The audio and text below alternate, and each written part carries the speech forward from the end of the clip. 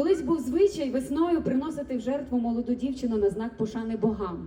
А пізніше вже цей ритуал жертвоприношення замінили випіканням хліба, короваю. Що, братко, з сестрою, коли брат топить свою дівчину, і дівчина стає березою, і промовляє потім людським голосом, що не рубай, брате, білою березу, бо це ж сестриця твоя.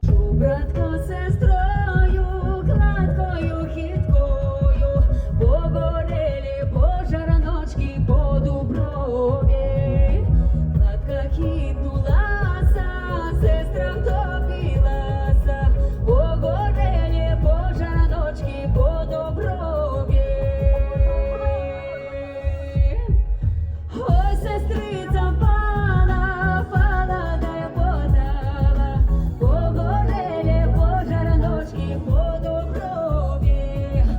Пала, дай подала, березою стала, погорелі пожараночки по